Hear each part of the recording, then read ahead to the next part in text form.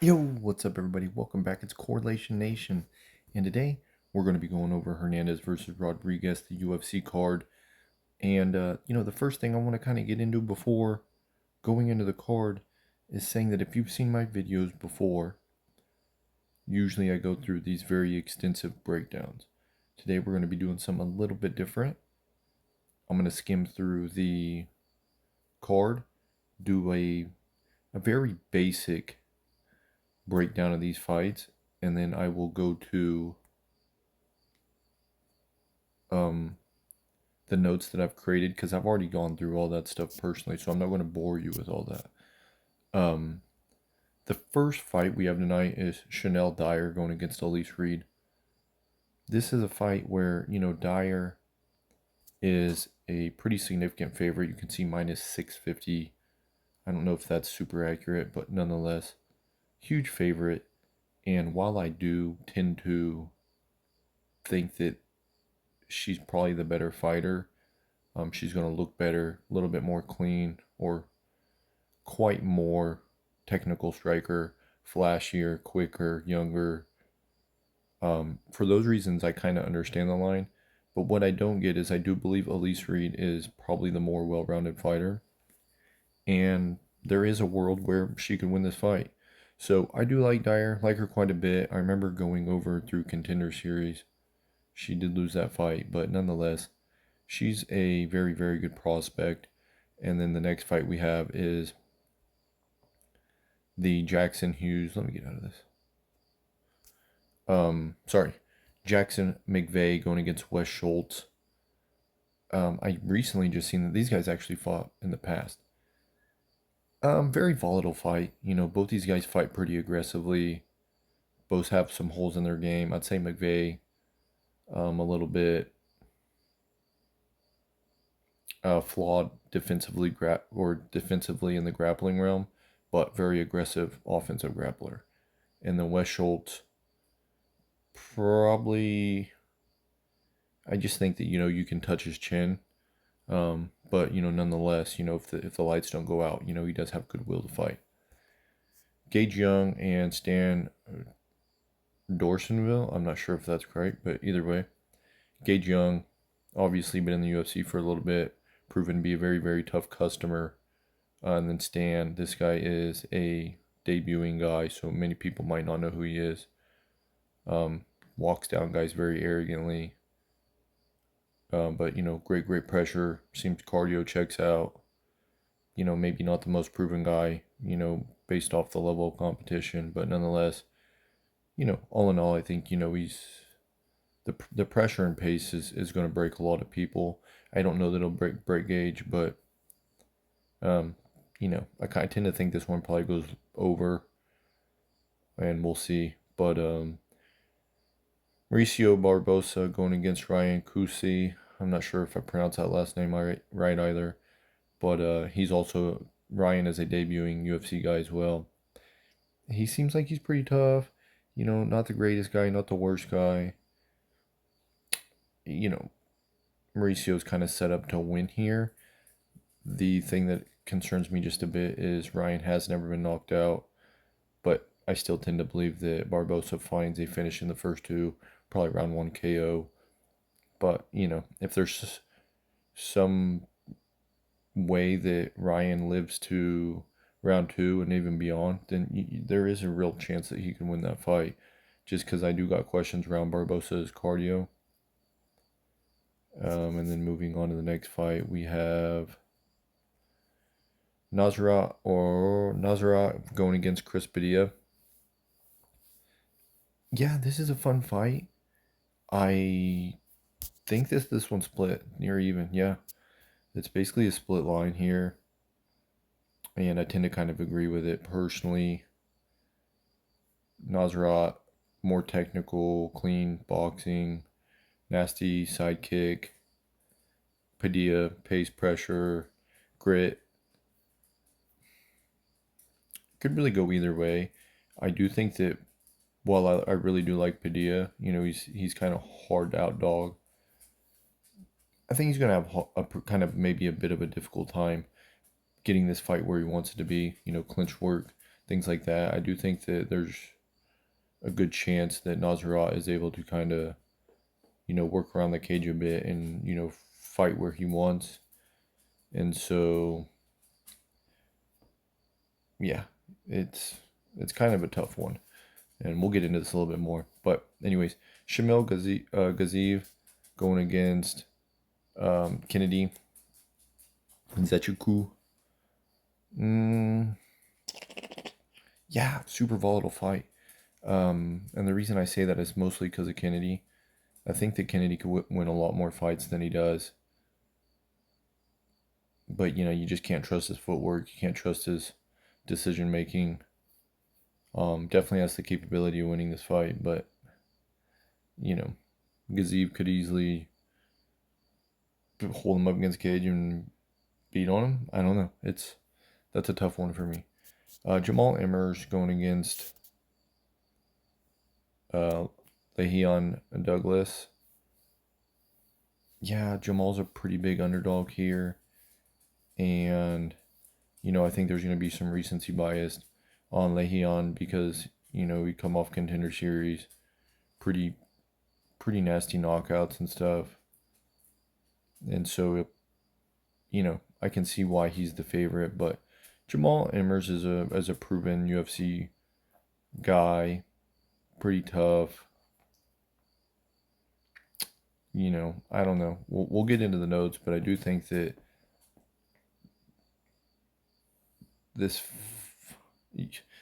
Emmers could win this fight just as easily as Douglas could. But I do tend to agree with the favorite here. And again, we'll get into the notes. So let's go ahead and move on. Another fight where you're going to see some of this recency bias. Hold on one moment. You have Anthony Wint going against Terrance Chatman. I think Chatman is a debuting UFC guy. I think he's at a 5 ounce, the same camp that, like Joshua Van and stuff like that they fight out of. And they got quite a few guys that are pretty good. Now this guy's a heavyweight, but the boxing looks, decent enough. Probably I would say he's probably the more technical striker of the two, but Wint's clearly going to be the superior athlete here.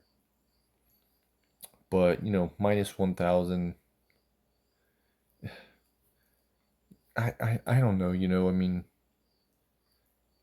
it's really, really tough. Wint's, a great hammer, obviously, but we don't know he's going to look as a nail yet, so the jury's still out on that. But yeah, I think that, for a good amount of time, he is just going to be kind of able to out-athlete a lot of these guys. And time will kind of tell where he's really at. But, the minus 1,000, don't really love it. The only way I see there's any value on this fight is really just betting the Anthony Wint, like, in the first minute of the fight. And that's kind of it. And then moving on, we have Carli Judice going against Jeisla. We'll just call her Chaves because I'm gonna butcher the heck out of her name.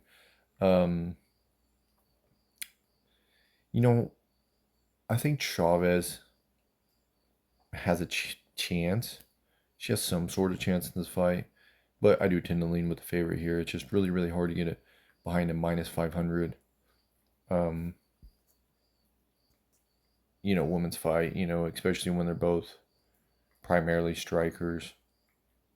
So, again, is what it is. We'll get into it a bit more here in the notes. Moving on to MarQuel Mederos going against Mason Jones. This is another one that's pretty fun. The line, I think this fight could play out where it's way more competitive than the line indicates.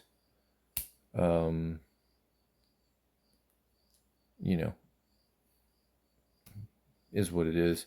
But both these guys are pretty good. And then we'll move on. So like I said, we're definitely going to get into these in a bit. RDR going against Roman Dolidze. Hey, RDR's a minus 350 favorite here. They're moving up to 205. Roman's fought here before, but I think in the UFC, I believe this is RDR's first fight at 205. And I'll just, quite frankly, just say I don't know how you bet on RDR, but whatever. We'll move on. Serghei Spivac going against Vitor Petrino. Another kind of fun fight. I really, really like Vitor Petrino. Liked him ever since the Contender Series as well. Obviously he was at 205, moved up to heavyweight. I don't know. I think he's a pretty skilled guy. Just has a few lapses here and there. He does gas a bit. And my biggest issue with him is his strategy. He's just not ultimately all that strategic. But I tend to think that he's got a pretty fair chance in this fight. And then moving on to the main event here, we got Anthony Hernandez, minus 175, going against Gregory Rodrigues. For me, this one's a tough one. This is a really, really tough one. And the reason that is I think that ultimately if Anthony Hernandez can, get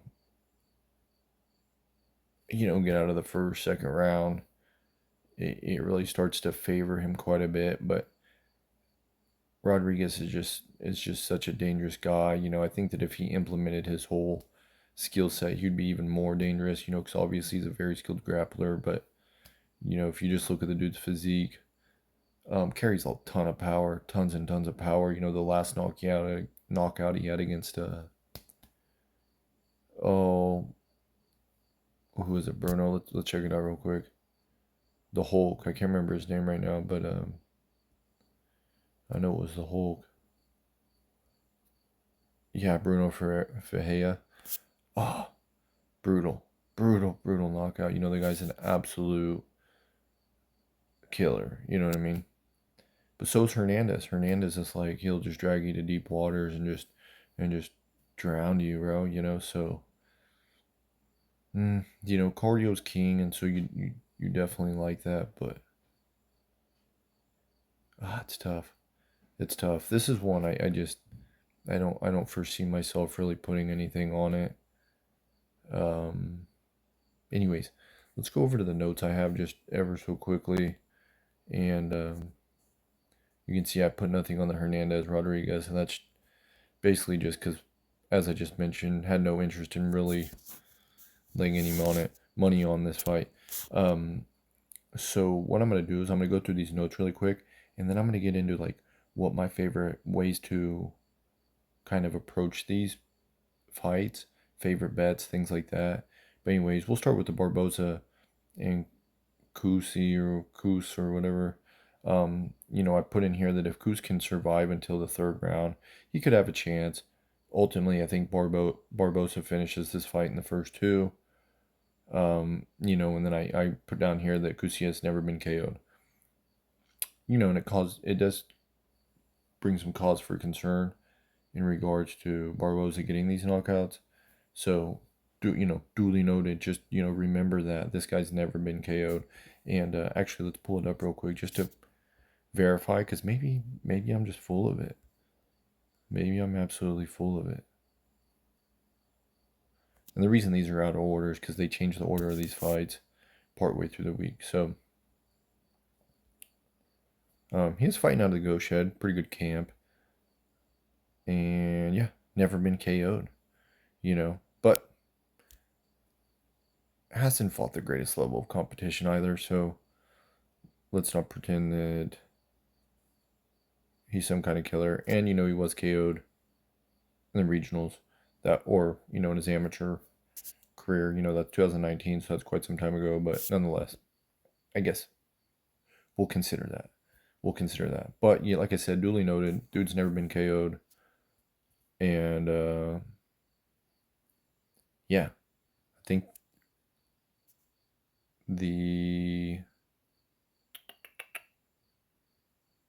like I said, we'll get into it. I'll go to the bets next. Wint versus Chatman. So between Wint's aggression and their size, I think it's safe to say this fight ends in KO. So, yeah, KO is, if you're looking for like a more of like kind of like a surefire way to approach this fight, fight ends in KO is probably the most likely. Again, if you're looking for the actual value, under 1 minute. Wint in the first minute is probably the most likely, okay? Or not likely, but it's the best value. Dyer versus Reed. There's a world where the line looks justified. Dyer is the cleaner, flashier striker. But if Reed can crowd her and secure a couple takedowns, she could steal the show. And going back over here just really quickly, minus 650. You're getting plus 455 on Elise Reed. Do I think that's the most likely outcome? Yeah, certainly not. But you have to admit that is just flat out where the value's at. And so for that reason, I'm going to be looking at it, be careful with it, but we'll be looking at it. McVeigh versus Schultz, volatile fight. I mentioned this before. Both men are relatively aggressive with holes in their game. Fight probably goes under, and if I had to pick, I'd go with the dog. The dog is Schultz. And then, like I said, I actually didn't even notice this right off the rip, but let's go down. I think it might have been their amateur. Yeah, amateur career. Look at this. They fought each other in 20, and Wes Schultz got an arm bar in the first round. Not only did he get this guy has lapses in his grappling. Look at this. Arm bar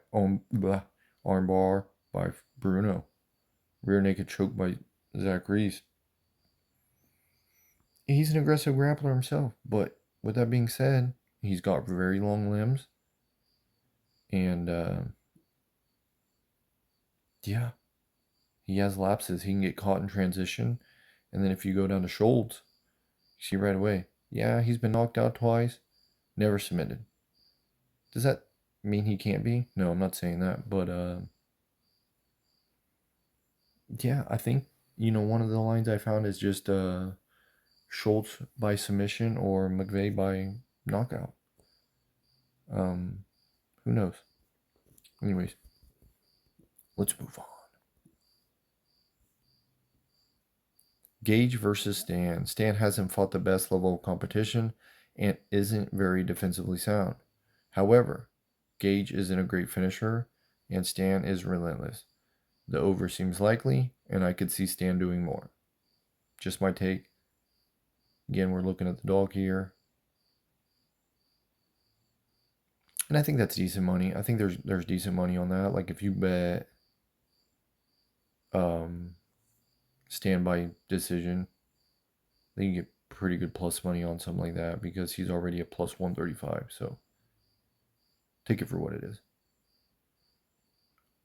Moving on, Haqparast versus Padilla. Split line makes sense because it probably goes over. Padilla hasn't been KO'd in a long time. And I'm not sure he can force Haqparast into a clinch war. Split decision is possible. I'll lean with the more technical striker in Haqparast. That's where I'm at. Let's pull him up.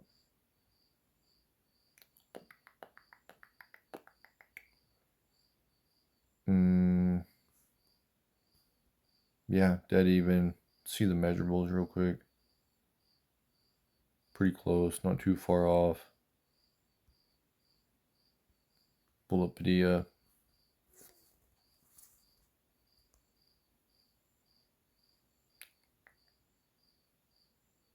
Padilla's only been knocked out once in his career, and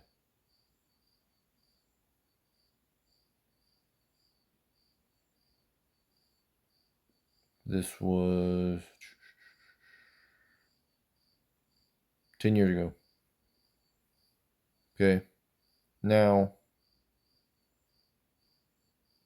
in my notes, I have the Haqparast. He's more of a boxer. His style is more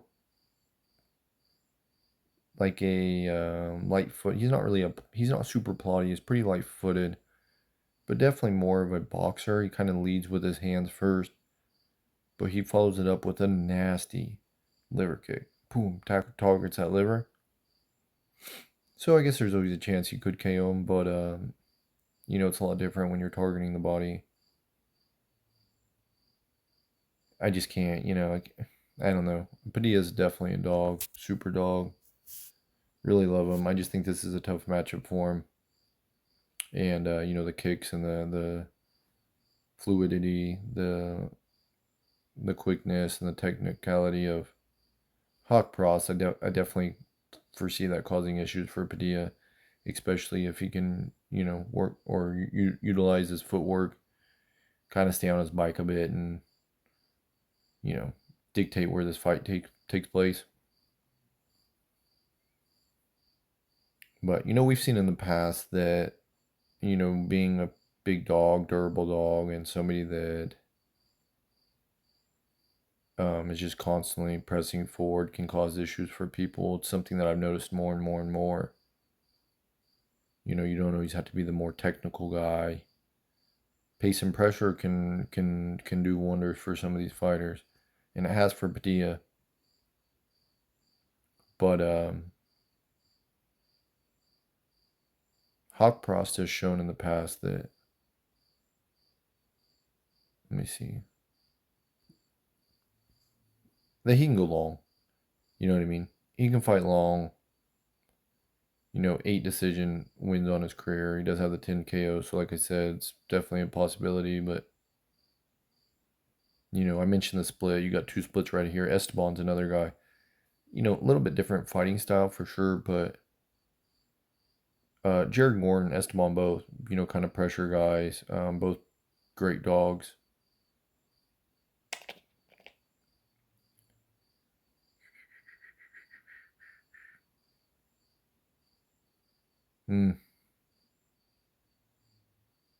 It'll definitely be an interesting fight. But I am going to still lean with Haqparast. That's just kind of where I'm at. And anyways, let's move on to the next fight.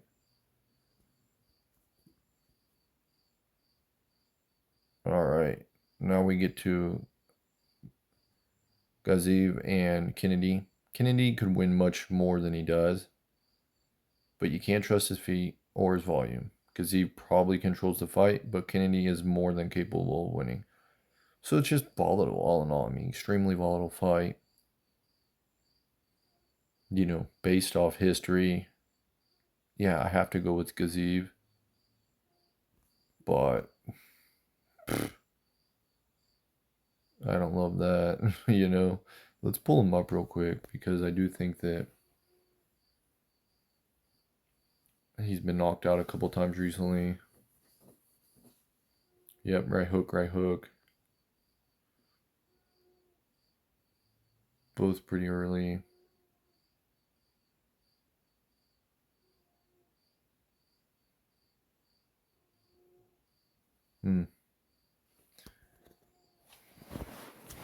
Yeah, like I said, volatile fight, it's probably one that you mostly just want to stay away from.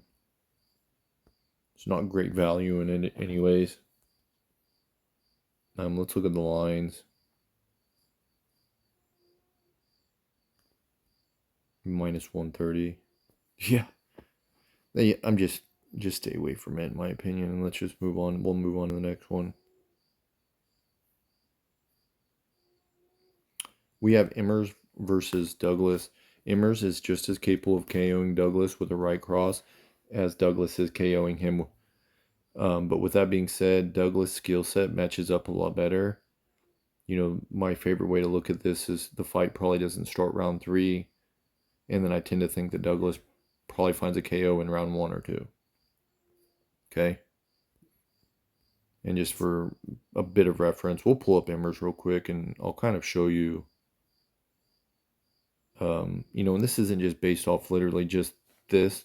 I have tons and tons of notes. I have a whole database of fighters, notes on them, how they fight, what their footwork looks like, what their guard looks like, what their striking looks like, whether they're more like a boxer, kicker, just really trying to understand the fighter, what they tend to do, and things like that. But, then you have to take everything into account. You have to take their not just their record, but their competition. And then, when you look at this guy more specifically, you can see he's 9-3 to the KO, 10-3 to the decision. 3-2 to sub. I don't really anticipate this being a grappling matchup. Knocked out by Nate Landwehr. Nate Landwehr didn't knock out Gabriel Miranda, but Miranda's kind of known to be a bit of a, chinny guy. Dangerous guy, but very chinny.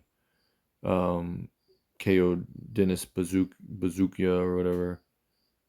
Went to decision with Jack Jenkins. And fought pretty high level competition before, Contender Series in 2018 against Julian Erosa, knocked out. Beat Corey Sandhagen again, long time ago. Fought Thiago Moises back in 2016.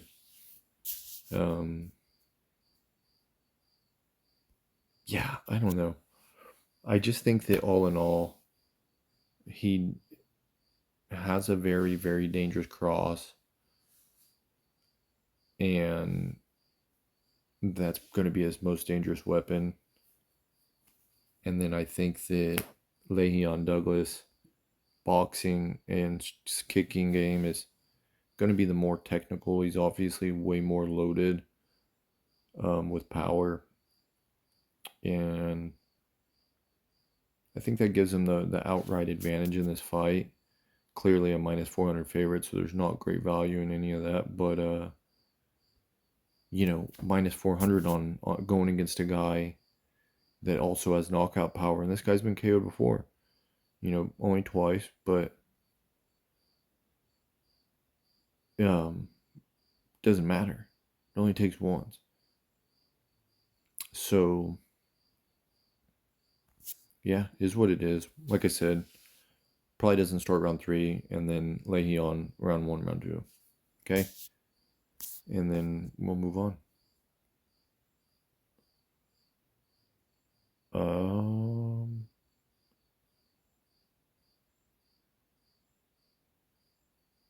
I must be going the wrong way.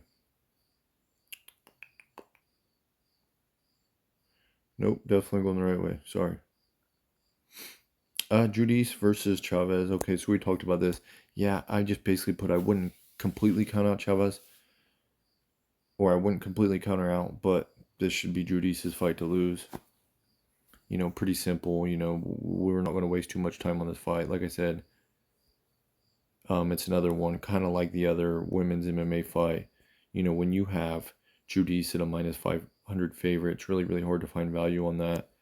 Do I think she wins? Yeah, I tend to think so. Yeah, I do tend to think so.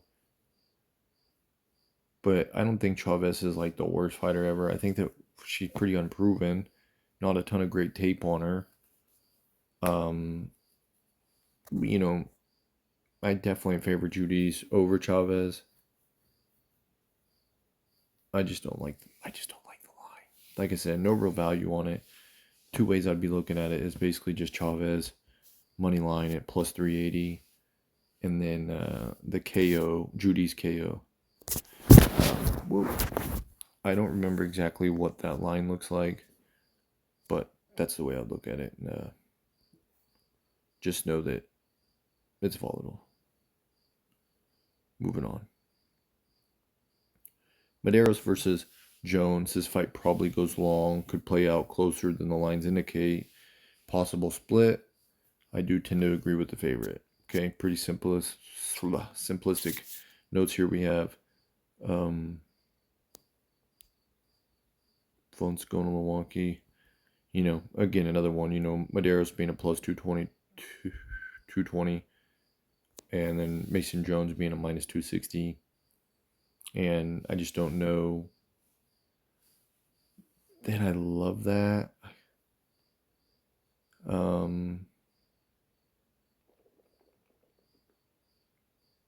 Yeah. Fight probably goes long.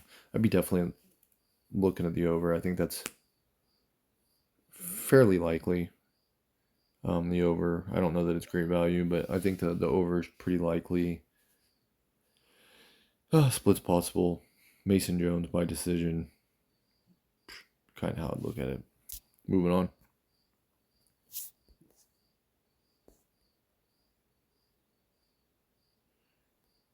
All right.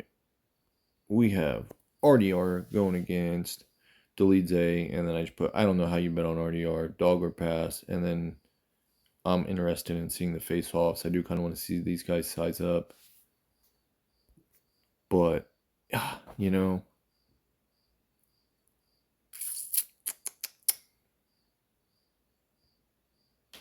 I just like the dog. I just like Dolidze, you know, plus 270. And I even really like him by TKO or knockout. Volatile, sure. You know what I mean? RDR is a good grappler. Dolidze tends to be a pretty solid defensive grappler, mostly. That's kind of where he is a good grappler, is defensively. And he's even dangerous. Like, he's a guy that gets submissions, but he's not a guy that really tries to, unless you try to grapple with him, and that's typically where he gets his submissions. Now, I don't foresee him submitting RDR per se. If he did, that'd be kind of wild.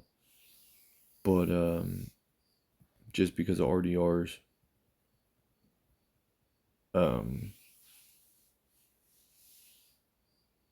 you know, his accolades and whatnot. But yeah, I don't think that's super likely. I think what's more likely is Dolidze is able to KO RDR or TKO.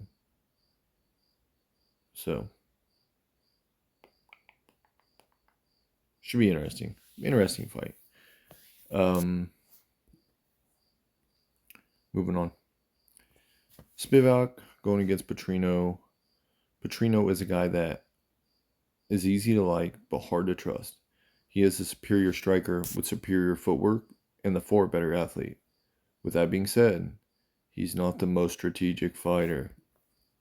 We've seen this quite a few different times. Let's pull him up. He's 14-2.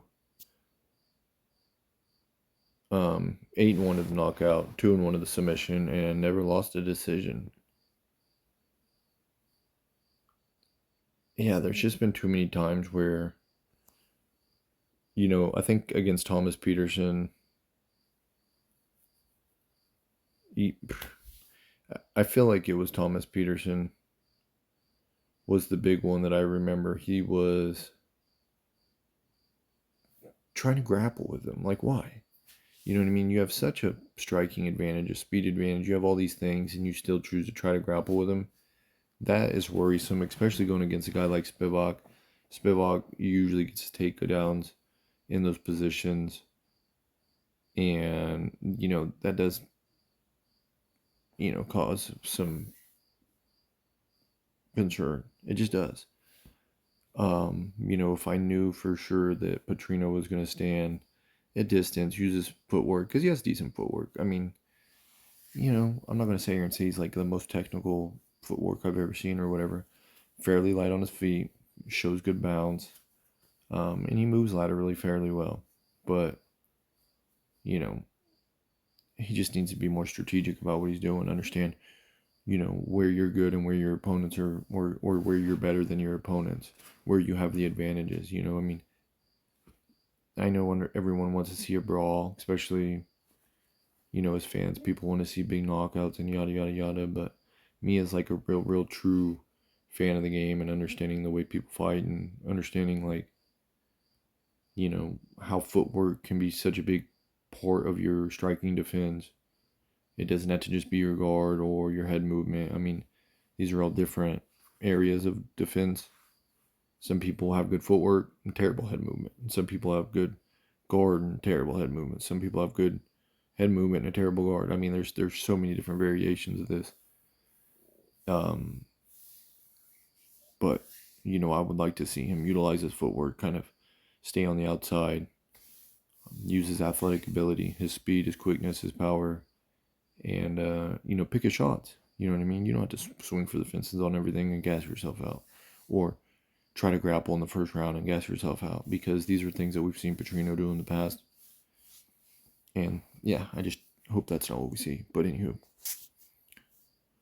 the and then Hernandez and Rodrigues. yeah, talked about it a bit. Don't have any notes on it.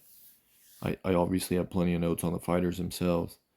I just didn't really bring myself to writing anything on this fight because I just see it as like volatile, extremely volatile, or whatever. It's just so up in the air. Hernandez can drag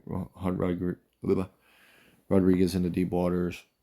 Put him down, let him get up, put him down, let him up, put him down. And Rodrigues could definitely gas. He's gassed in the past, so that's obviously a pathway for Hernandez. But the issue is that Rodrigues is going to be extremely dangerous for the first probably 3 rounds. Extremely dangerous. He's the more imposing fighter, way more imposing fighter, physically. And he's actually is very well rounded outside of, maybe his cardio is not as good as Hernandez. I think that he's a much more dangerous fighter. But, cardio's king. It's just, oof. Your cardio is only is good if you can get it that far in the fight. You know what I mean? And you're basically going to be playing with fire like the whole first 3 rounds. So he could get burnt, to put it that way. Now, I don't know if this is going to let me, but I'm going to hop over and kind of run through some of my favorite lines that I have picked out. It might not let me.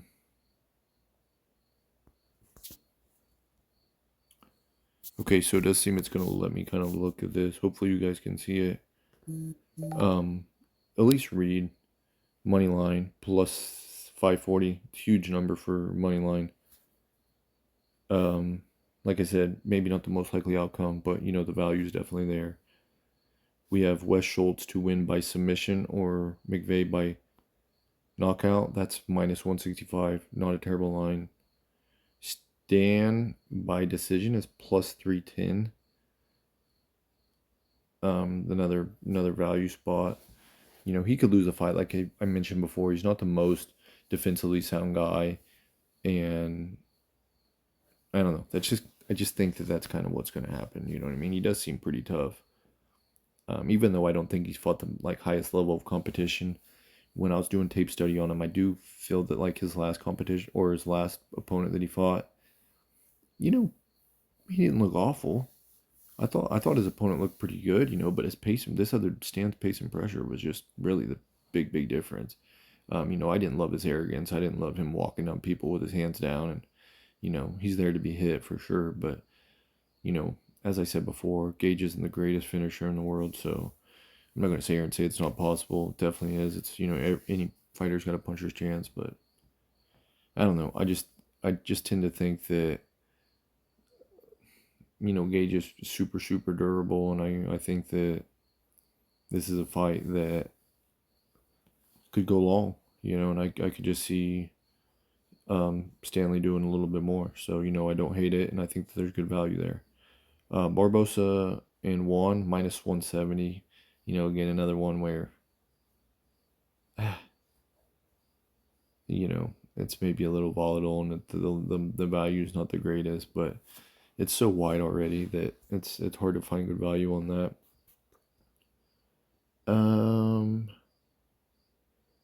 The Rodrigues, or hold on. No. It is Padilla and Haqparast to go to decision. That's minus 175. That's one that I like. Again, not the greatest line, but not the worst. I couldn't find doesn't start 3 because that's really what I wanted. But the under 1.5 is minus 180 on the Douglas Leahy on Douglas and Jamall Emmers fight, under 1.5. And then I do have another line on this too that I kind of like. So anyways, Anthony Wint to win in the minute 1 of round 1 is plus 450. So there's actually decent value on that, plus 450. You can see that a lot of the fights that he has won. Let's pull it up real quick.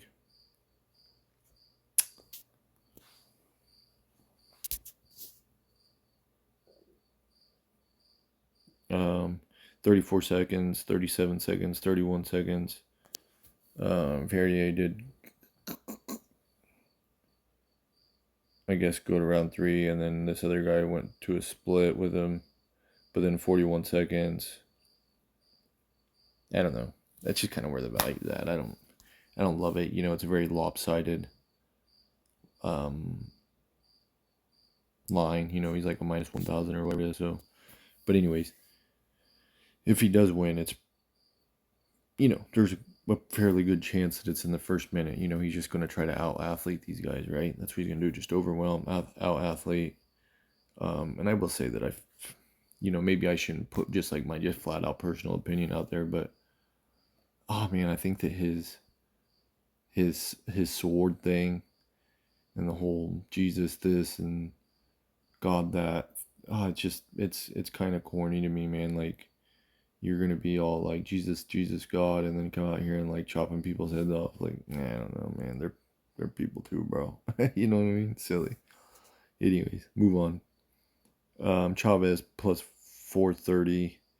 Again, that's a money line. Again, do I think that's most likely? No, but it's just kind of where the value's at. And then we have the Mederos going against Mason Jones.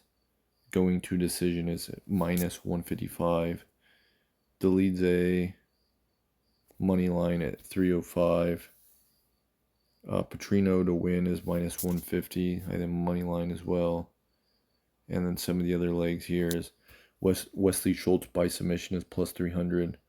You know, it's a fun one. Pretty good value on that. And then Gage versus Stan to go over 2.5 is minus 200. You know, maybe not like a great straight bet, but, you know, parlay piece, not the worst. And then you have Haqparast by decision is plus 195. That's a pretty good line. Lerryan Douglas to win in rounds 1 or 2 is minus 155. Again, being that he's like a minus 400 favorite, I feel like that's a pretty good number for, you know, like his most likely path to victory, right? You know, rounds 1 and 2, minus 155 seems pretty fair. Then we have Wint and Chatman. That fight ends by knockout is minus 475. Again, definitely not a great line as far as like a straight bet, but, you know, parlay, that's probably the most likely outcome, is that fight ends in KO. Carli Judice by KO, the plus 140, so not terrible, you know what I mean? I think she has a solid chance of knocking out Chaves. You know, I mean, I know it's like I bet the money line, you know, like plus 300 or 400 or whatever it was on the other side, but, you know, we'll double dip on this one, you know, and you'll come out on top, I suppose. Hopefully, you know what I mean? It's not guaranteed that if Judice wins, she wins by KO, because there's a world she wins by decision, but I just don't know. I don't know if there's a ton of value on that or not. And the Mederos and Mason fight going to decision is minus 160. Again, not a terrible line. In my opinion, that's probably the most likely outcome. Mason Jones by decision is plus 145. That's what I think is probably going to happen. But, you know, if you think the other guy's going to win, you still think it's going to go long, then you just bet the fight goes to the cards at minus 160. So, Roman Dolidze by KO is plus 690. I mean, yeah. I think that if he wins, that's probably how he wins. And I tend to, like I said, they, you know, dog or pass on this one. So I'm kind of in on that. And then Vitor Petrino by KO is plus 215. Could he win by sub? Yeah, but, you know, the reality is Spivac has never been submitted. Yeah, I just think that that's probably his easiest path to victory here. But, you know, I wouldn't call out a submission necessarily. I just if I were Petrino, like I said, kind of get on my bicycle, kind of move around, pop, pop, pop, stick, jab, throw the kick, maybe a little here, there. I probably wouldn't throw the kick too much just because Spivac probably was going to try to catch a kick and get a takedown. But, yeah, you know what I mean? I think that, like I said, superior athlete, superior footwork, superior striker. He should be able to just like get on his bike and kind of pick and poke his Spivac and do what he wants, and then pick his shot and look for the knockout. Perfect world, okay? Anyways, that's what I got for you guys today. I'm going to use the next day. Tomorrow I'll kind of look at the weigh-ins and, really spend some time trying to process everything. As much of this as I can. And maybe I'll come up with some other stuff. But these are the lines I like the most. And, best of luck to everybody for real, Catch you later. Peace.